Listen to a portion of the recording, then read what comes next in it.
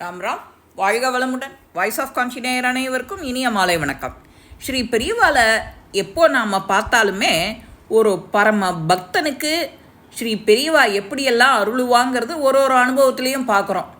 இன்றைக்கி விழுப்புரம் பக்கத்தில் ஒரு கிராமம், அங்கே ஒரு நரிக்குறவன் தன்னோட குடும்பத்தில் நீடிச்சு நிலச்ச அந்த பிரச்சனையால் தன்னோட உயிரை மாச்சிக்க துணிஞ்சுட்டான்.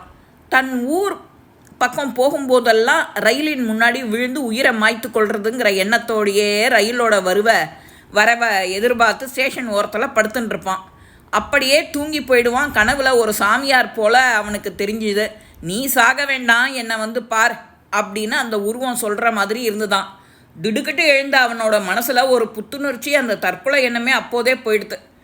அப்போவே அங்கேருந்து அகன்று தன்னோட கனவுல வந்த காட்சி, யார் அந்த சாமியார், அவர் எங்கே இருக்கார், இதுவரை அவனை அவனை யாரும் அந்த மாதிரி அந்த இடத்துக்கு பார்த்ததும் இல்லை, அவனை அழைச்சிட்டு போனதும் இல்லை, அவனுக்கு பழகினதும் கிடையாது. அதனால் யார் இந்த சாமியார்னு அவனால் யூகிக்க முடியல. எப்படியாவது தேடி கண்டுபிடிக்கணும், அவன் பார்த்துடணுங்கிற ஏக்கம் அவன்கிட்ட மனசில் இருக்குது. தன் கையில் இருந்த தங்க மோதிரத்தை விற்று பணமாக்கிண்டு கிளம்பிட்டான். எவ்வளவோ சாமியார்களெல்லாம் பார்த்தும் கனவுல வந்தவரை காணலையே, தேடலையே, நமக்கு கிடைக்கலையே அப்படின்னு அவன் நிறுத்தவே இல்லை. ஸ்ரீ பெரியவா வேலூர் பக்கத்தில் ஏகாம்பர குப்பங்கிற கிராமத்தில் இருந்த சமயம் அந்த பாமரனுக்கு ஸ்ரீ பெரியவாளுடைய அருளை பெற வாய்ப்பு கிடைக்கிறது. ஒரு மாலை பொழுதில் அந்த பக்கம் வந்த பரம பக்தன் ஸ்ரீ பெரியவா அப்படிங்கிற பரமேஸ்வரனை பார்த்துட்டான். ஓ சாமி சாமி சாமி, இதே சாமி தான், என்ன நீ தானே வர சொன்ன, வெளியே வா அப்படின்னு குதூகலத்தோட கூச்சல் போடுறானா.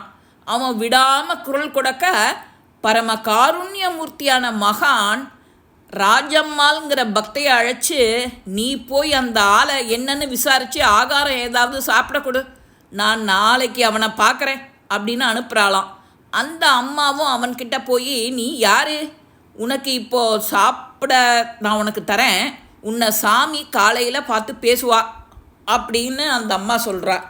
நல்லது நல்லது தாயே, நான் 2 பொண்டாட்டிக்காரன், அவங்களோட ஓயாத சண்டை, 3ஆவதாக ஒரு பெண்ணை கட்டிக்கிட்டேன், அவள் எனக்கு சாப்பாட்டில் விஷம் வச்சதை பார்த்துட்டேன், அதனால் மனசு ஒடிஞ்சு போய் சாகலாம்னு இருந்தேன்.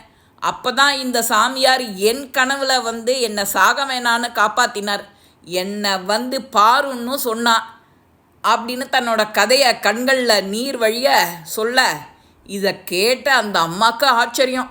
ஸ்ரீ பெரியவாளுடைய அருள் எங்கெங்கெல்லாம் வியாபிச்சிருக்கு அப்படின்னு நினச்சிக்கிறா. மறுநாள் கார்த்தால அந்த நரிக்குறவனுக்கு பெரியவா வெளியில் வந்து காட்சி தந்து அருள் புரிகிறா. அந்த சாமி, உன்னை பார்த்தா என்னோட தாய் மாதிரியே இருக்குது, நான் உன் கூடவே இருந்துடுறேனே, போகிற இடத்துல எல்லாம் குப்பையை கூட்டுறேனே நீ இருக்கிற இடத்துல அப்படிங்கிறானோ. கண்ணீர் மல்க சொன்ன உடனே, நீ கவலைப்படாமல் ஊருக்கு போ, இனி எல்லாருமே நல்லபடியாக நடப்பா, என்ன கஷ்டம் வந்தாலும் என்ன நினச்சிக்கோ, எல்லாம் சரியாக போயிடும் அப்படின்னு அந்த பக்தனை ஆசீர்வாதம் பண்ணி பழங்களை கொடுக்குறாளாம் பெரியவா. அங்கிருந்தவா கிட்ட பணம் வசூல் செஞ்சு அவனுக்கு கொடுக்க சொல்லி அந்த அப்பேற்பட்ட பக்தியோடு ஆட்கொண்ட அந்த பெரியவா அந்த பக்தனை அனுப்பி வைக்கிறாளாம். அபார கருணா சிந்தும் ஞானதம் சாந்தரூபினம் ஸ்ரீ சந்திரசேகர குரு பிரணமாமி முத்தான்மகம். இந்த பதிவு ஒன்று போகிறோம். நம்மளை மாதிரி பாமர ஜனங்கள், அவளுக்கெல்லாம் வீடு தேடி எப்படி அனுகிரகம் பண்ணுறாளோ அந்த மாதிரி நாம் பக்தி செஞ்சால் போகிறோம். உண்மையான பக்தி, அதுக்கு நிச்சயம் பலன் உண்டு.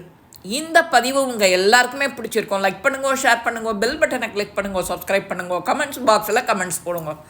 ஸ்ரீ மகாபெரிவா திருவடிகளே சரணம். நல்லதே நடக்கும். ஆனந்தமாக இருப்போம் நண்பர்களே. வாழ்க வளமுடன்.